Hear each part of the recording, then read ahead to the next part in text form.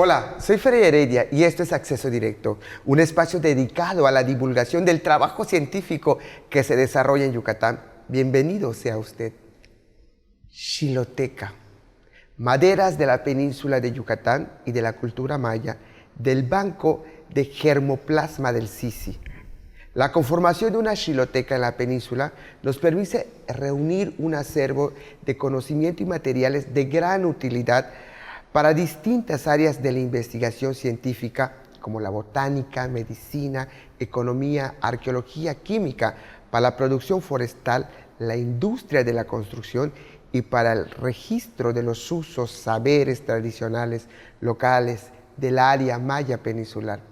Esta colección cuenta con muestras de madera de distintas partes de la península de Yucatán y que en su mayoría son para uso en la construcción en el área maya peninsular y registra la utilización de los recursos naturales, nuestros recursos, en este caso, de los recursos maderables para las diversas formas de uso y técnicas.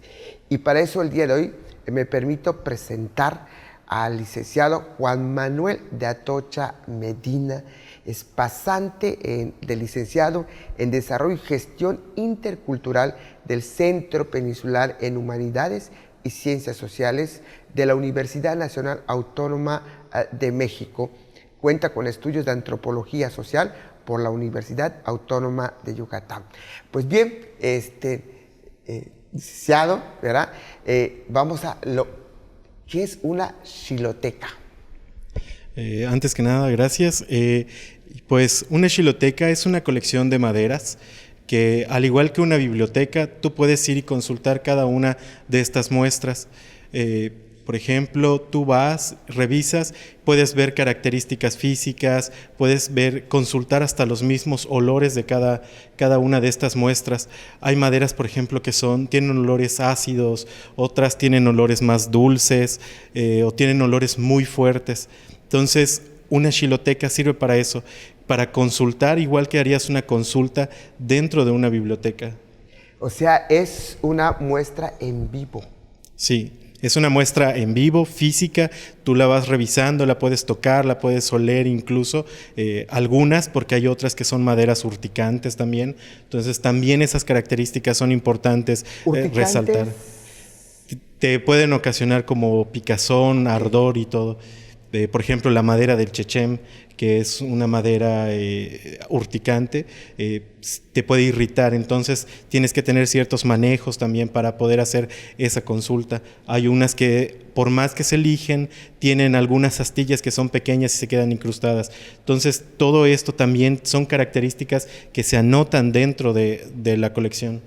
De la xiloteca. De la xiloteca. Así que una xiloteca es lo que es la biblioteca para los libros. La xiloteca es donde se guardan todas las maderas para estudio, para muestreo. ¿Cómo llegaste a conformar estas? Para empezar, ¿cuántas xilotecas, ya no digamos en Yucatán, en México existen?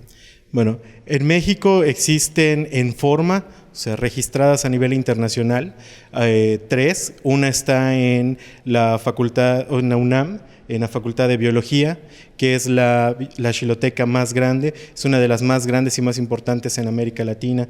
Le sigue la de el INECOL, que también tiene su propia xiloteca, tiene varias maderas de toda la península. El INECOL es el Instituto Nacional de Ecología. Y el otro lo tiene la CONAFOR también, que pues también preservan maderas que son de todo el país. A nivel estatal tenemos 4. Hay varias. Incluso es importante este material, por ejemplo, porque, por ejemplo, yo mismo no conocía muchas de estas xilotecas y poco a poco fui conociéndolas y adentrándome.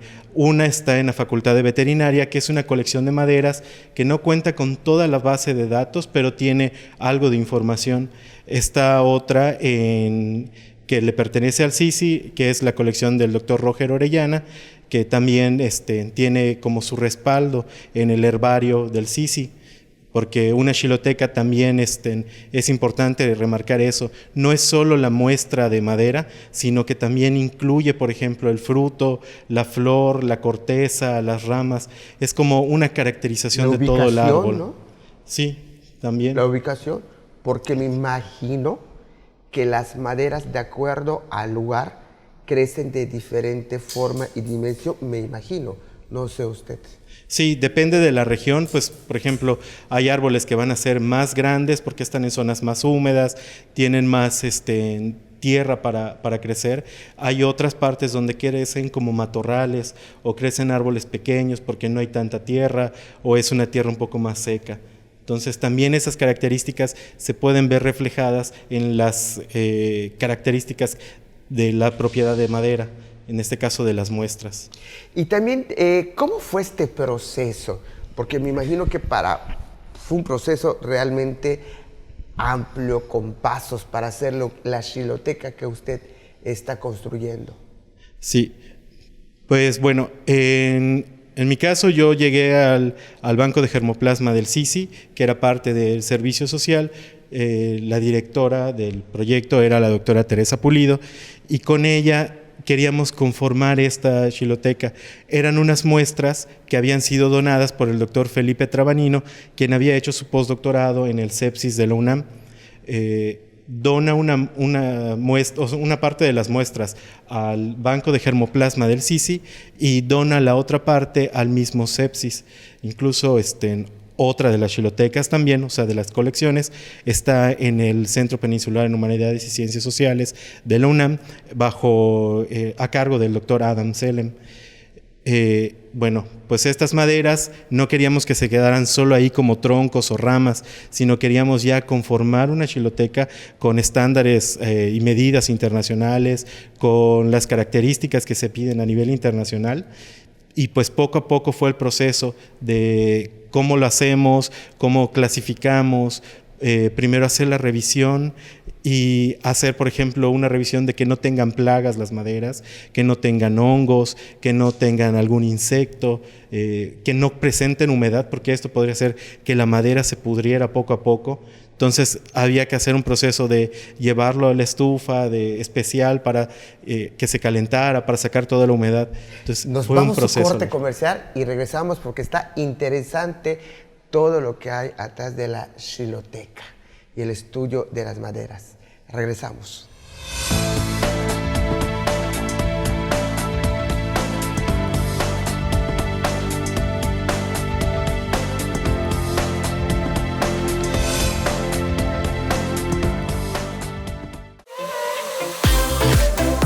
Conoce las maravillas que presenta la península de Yucatán para divertirse y vacacionar en Getaway por Teleplay. Viejos amigos en una nueva señal.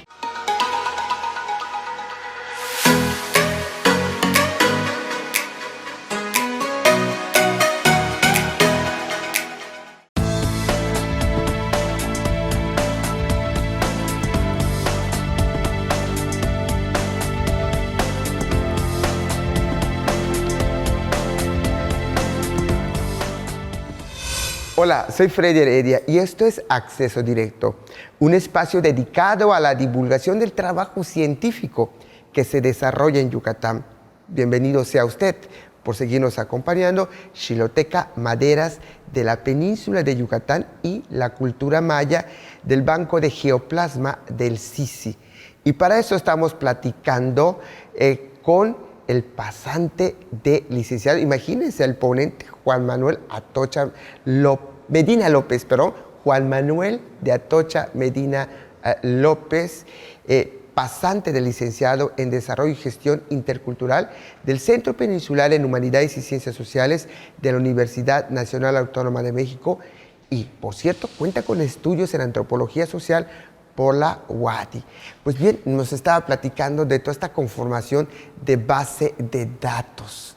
Y usted dijo una palabra hace ratito, que las maderas tienen medidas internacionales. ¿Cómo está esto? Sí, pues parte de de lo que se tenía que hacer en el servicio era buscar también referencias bibliográficas de cómo se hacen las xilotecas, para qué sirven, qué usos tienen, qué diferentes xilotecas existen en el mundo. Y habían medidas internacionales. Estas medidas, por lo general, son tablillas de entre 12, 14 centímetros de largo y 6 centímetros de ancho. Y algunas son de 2 o 3 centímetros de grosor, dependiendo también de la madera, porque hay maderas que pueden ser más frágiles, hay otras que son más duras, y entonces pues va variando. Por lo general, estas son las medidas que se toman en a nivel internacional. Incluso aquí traigo alguna muestra de cómo queda más o menos una muestra por lo general. Esta contiene parte de la corteza, porque lo que la xiloteca del Banco de Germoplasma pretendía era también conservar la corteza, que tiene otros usos. Entonces, esta pues tiene esas características. ¿Y con los años no se cambia de color, cambia de contexto? ¿O cómo lo hacen ustedes para que quede lo más que puedas original, si es la palabra exacta o adecuada? Sí, de hecho, también parte del material que leíamos mencionaba eso, que con el tiempo las maderas van cambiando de color, algunas pierden su olor, o cuando están pegadas a otras, adquieren olores de la otra madera. Entonces, lo que nosotros hicimos fue separar cada una de las muestras en recipientes de plástico, que incluía un papel secante y también unas pequeñas bolsitas de sílica que absorbieran toda la humedad y no dejaran que la humedad entrara. Entonces esto era como para preservar un poco más la edad de estas maderas, para que se puedan mantener en las medidas y en los colores y en los olores originales el mayor tiempo posible.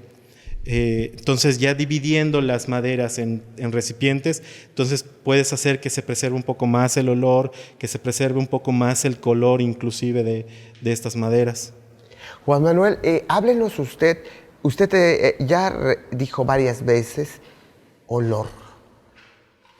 Y hay unas que se roban el olor de otras, o otras se impregnan del olor de otras. Denos ejemplos. Sí, por ejemplo, la madera de quitanché, cuando la vas cortando, tiene un olor más dulce y es un olor fuerte que se impregna incluso hasta en la ropa. Cuando hacíamos los cortes, los olores iban quedando. Y hay maderas que no tienen olores. Por ejemplo, el almendro, cuando lo cortábamos, no tenía ningún olor, pero cuando se quedaba mucho tiempo pegada a otras, iba absorbiendo olores de las otras muestras. Entonces, para evitar esto fue que se decidió hacer estas divisiones también en recipientes, para que conservaran sus características principales. ¿Nos puede clasificar usted estos olores? ¿Hay olores dulces, olores ácidos? ¿Cómo está? Sí, hay algunas maderas que inclusive, por ejemplo, tenemos madera de balché, que el balché pues se conoce que pues sirve para bebidas, para rituales, o sea, tiene un sentido religioso, que también esto es parte importante de la xiloteca. Es parte de la cosmovisión de cómo lo veían los pueblos originarios de Yucatán.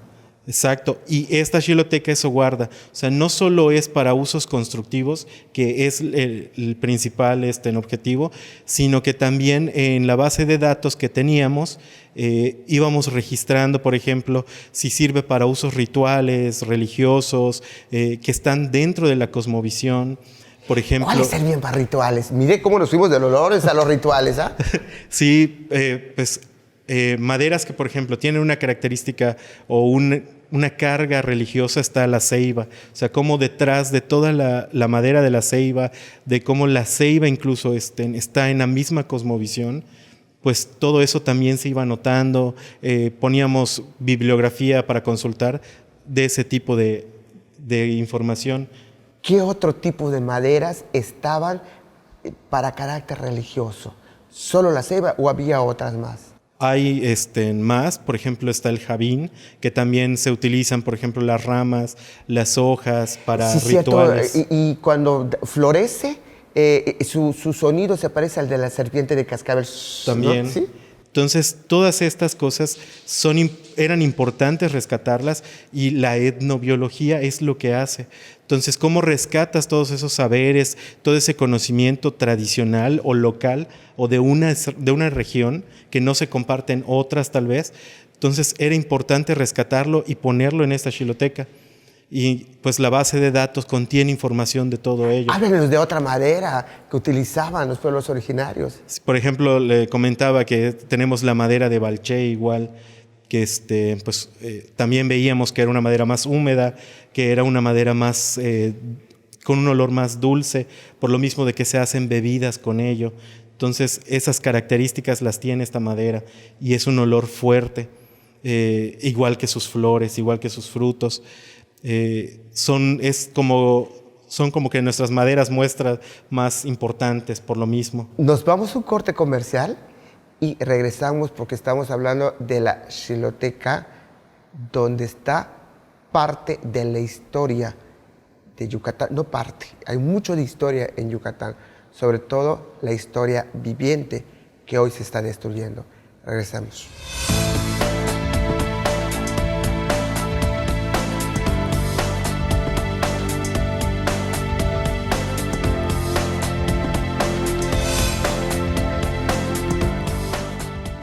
Descubre qué hay detrás de los personajes que están cambiando la historia de la península, en una entrevista con alguien que los conoce a fondo. La entrevista con Luis Alberto Rivas. Por Teleplay. Viejos amigos en una nueva señal.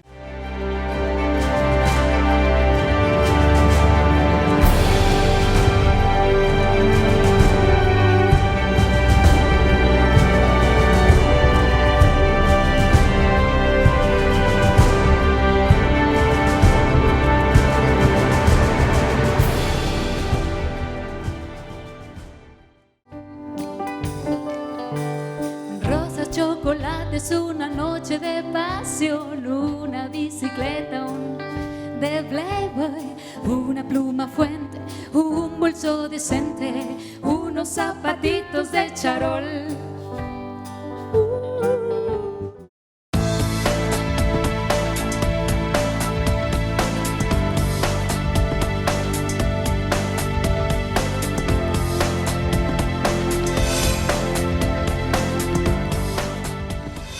Hola, soy Freddy Heredia y esto es Acceso Directo, un espacio dedicado a la divulgación del trabajo científico que se desarrolla en Yucatán. Gracias por seguirnos acompañando. Xiloteca, maderas de la península de Yucatán y de la cultura maya del Banco de Germoplasma del Sisi. Y para eso estamos platicando pues, con el ponente, ya casi licenciado, Juan Manuel de Atocha Medina López. Estábamos platicando con usted esto de la xiloteca, que es algo así como una biblioteca de los libros. Ahora nos está diciendo, anteriormente nos dio cuáles eran las maderas sagradas de los pueblos originarios de Yucatán, como la ceiba, el balché y el jabín. Y estas maderas del mundo novohispano, la que nos traen y pareciera de que siempre han estado acá, ¿cuáles son? Sí, pues de hecho, por ejemplo, una de las que es muy común encontrar, por ejemplo, hasta en los camellones, incluso ya hay debates también sobre ello, son el del flamboyán, que es un árbol muy bonito que adorna. Por cierto, no es originario pero de no Yucatán. es originario. Entonces, ¿de dónde es? Hasta donde sé, viene de África. De África, viene, así es. Ajá, y viene con los conquistadores que buscaban sembrar árboles bonitos, floridos en sus casas, pero pues se dispersó y ahora lo encuentras en todos lados, rompiendo banquetas, tirando muros. Pero precisamente porque no son originarios. Porque no son originarios. Cabe aclarar que durante la conquista todos tenemos en el imaginario que eran blancos y españoles. No, habían mulatos, pardos y también los españoles. O sea, por aquello de que a veces tenemos un imaginario, nos construimos. Pero bien, usted decía de la xiloteca, síganos hablando, ¿qué tanto se puede encontrar allá? Dígame por qué tengo que ir allá. Sí, bueno, Pues parte importante de esta xiloteca, o sea, en sí las xilotecas te aportan todo un gran conocimiento de la diversidad de flora y de la diversidad de árboles, la diversidad genética de una región en específico. En este caso sería, por ejemplo, de la zona maya peninsular, porque muchas de estas maderas que nosotros tenemos son de Campeche, de Yucatán, de Quintana Roo. Hay algunas que hizo la colecta el doctor Trabanino por Guatemala, por Chiapas. Entonces es toda la zona maya peninsular y pues son maderas. ¿De importancia económica cuál sería? Exacto, a eso iba. Como estas maderas también no solo tienen una carga religiosa, tienen una carga de cosmovisión, sino que también tienen este peso de lo económico, lo comercial. O sea, como muchas de ellas, como el palo de tinte, sirvieron para el desarrollo económico de una región, como en el caso de Campeche, el caso del chicle en Quintana Roo, por ejemplo. Aquí en Yucatán hubo una zona maderera, en Colonia, Yucatán. Así es. Entonces, como todo eso Colonia también... Yucatán, Tizimín. Sí.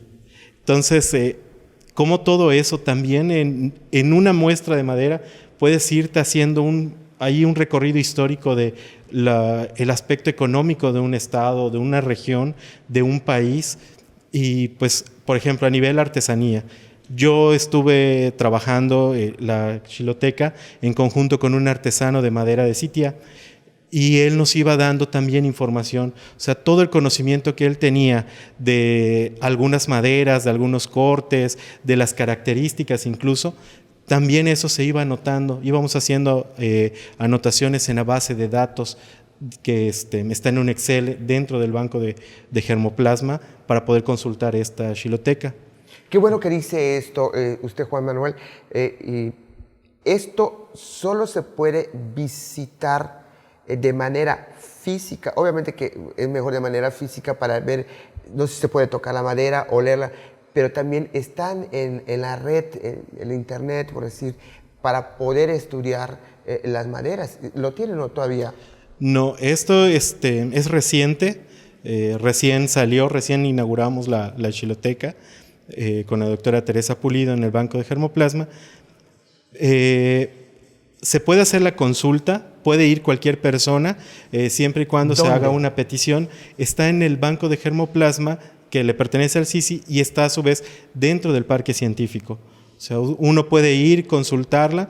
Esta xiloteca se encuentra dentro de un cuarto frío del Banco de Germoplasma, y pues solo se pide el acceso. Se dicen los motivos de consulta, o solo por conocimiento, o para consulta científica, o para estudio. Y también ahí mismo se le enseña la base de datos de Excel. Es un Excel que tiene 12 hojas de trabajo, donde se comparan las maderas que nosotros tenemos, cuáles tiene CONAFOR, cuáles le hace falta CONAFOR, cuáles tiene el INIFAP, por ejemplo, registradas de la zona peninsular, Antes de cuáles que no. Las maderas medicinales, usted nos hablaba de maderas medicinales, háblenos un poquito. Sí, bueno, parte también de la característica que guardábamos era la corteza. Entonces, la corteza también en muchas comunidades y también a nivel científico ya se han comprobado, pues que la corteza sirve de algunas especies, sirve para usos medicinales. Entonces, todo ese conocimiento que se genera, tanto en el ámbito científico como a nivel local, en los saberes de una región, se preserva también en una xiloteca. En este caso, por eso guardábamos, como te mencionaba, en esta muestra, la corteza, porque también tiene un uso, porque también sirve a veces hasta para, por ejemplo, para tintes naturales, para artesanías. ¿Cuál es? El chucú. El chucum, que pues ahora hasta la resina tiene un uso para las albercas. También hay algunos lugares donde lo utilizan como un tipo de tinte. Los sancochan. Sí. Y déjame decirte que el chucún tiene una característica especial en las piscinas. En la mañana, al mediodía, cuando está el sol, se ve de color verde. Y en la mañana y en la tarde agarra un color azul cenote. Esta característica del chucún. Perdón, ustedes. Sí, no se preocupe.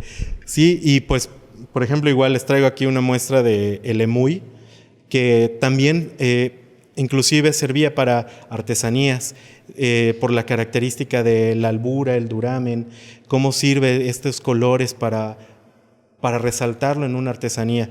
Pero también tiene usos, por ejemplo, la resina, como para quitar el cochambre de algunas ollas.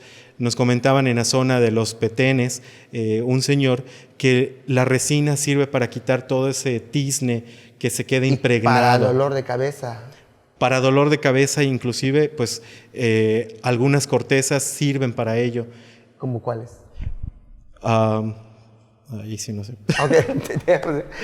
Pues bien, Juan Manuel, gracias por regalarnos tus conocimientos y créeme que es increíble y vamos a conocer la Xiloteca y a las gentes que nos ven del interior del estado, no vendan sus tierras.